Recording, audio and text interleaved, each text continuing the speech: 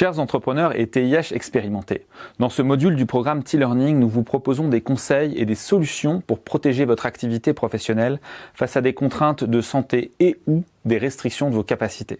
Nous avons identifié 6 enjeux sur lesquels nous vous proposons de mettre en place des solutions pour protéger votre activité. Nous allons structurer ce module en 2 parties. Premièrement, les pistes de solutions pour chaque enjeu et deuxièmement, l'approfondissement de ces solutions. Première partie, les 6 enjeux et les pistes de solutions. Le premier enjeu, la production. En fonction de vos capacités de production et de l'impact que celle-ci peut avoir sur votre client, vous n'agirez pas de la même manière.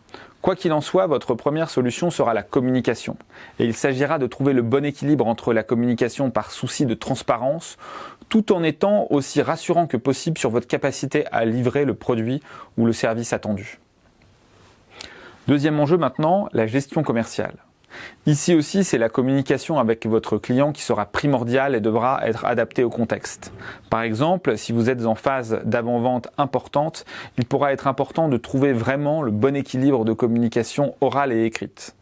Utilisez l'oral pour répondre aux questions délicates et utilisez l'écrit pour formaliser les conclusions importantes de vos échanges.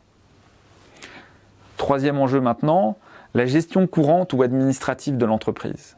Si vous avez besoin de déléguer officiellement la gestion de ces relations au pouvoir public ou à vos prestataires majeurs, vous devrez probablement établir des procurations, ce qui peut prendre du temps ou être rendu complexe selon l'incapacité dans laquelle vous êtes. N'hésitez pas pour cela à consulter un professionnel du droit afin de préparer un dispositif de procuration si vous pensez en avoir besoin. En fonction de votre contexte d'entreprise, cela pourra être un avocat, un juriste ou votre expert comptable. Sans cela, votre activité pourrait se trouver bloquée pendant des durées importantes. Quatrième enjeu, préservez vos revenus.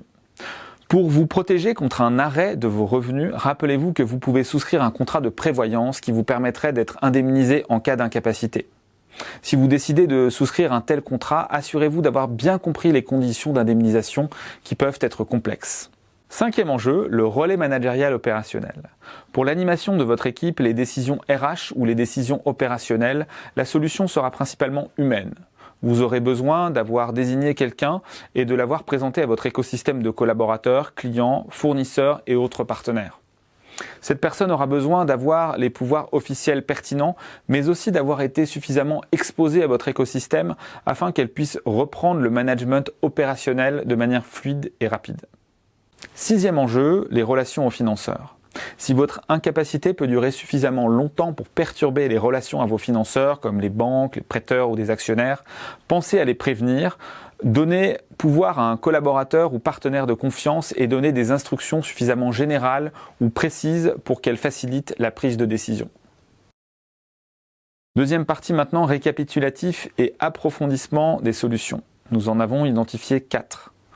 Première solution, la communication à votre écosystème. En termes de communication, nous estimons qu'il y a 2 enjeux. Le premier est de trouver systématiquement le bon équilibre entre la transparence sur la situation et le fait de rassurer autant que possible votre écosystème.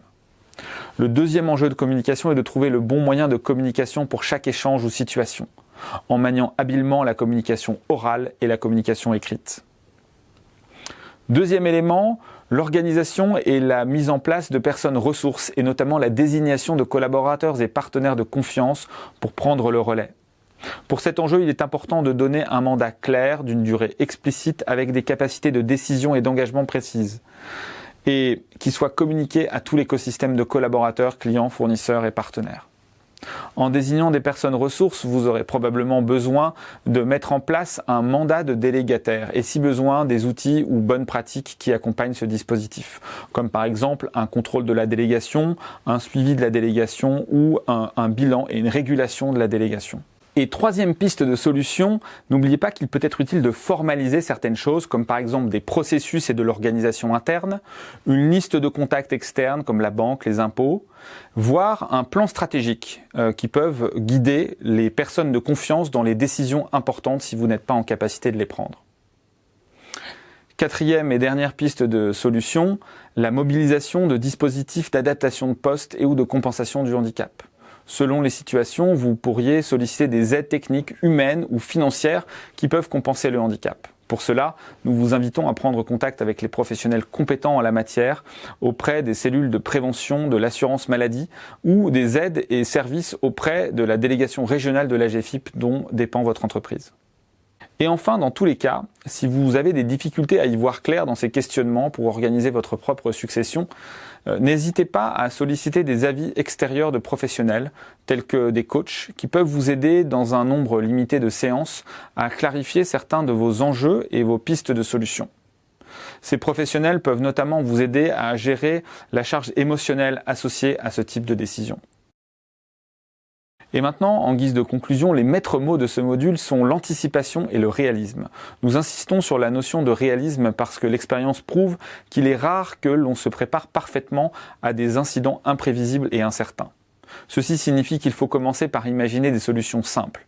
La désignation officielle d'une ou d'un adjoint ou d'un partenaire de confiance qui aurait une large délégation de pouvoir peut constituer une solution simple et rapide à mettre en œuvre.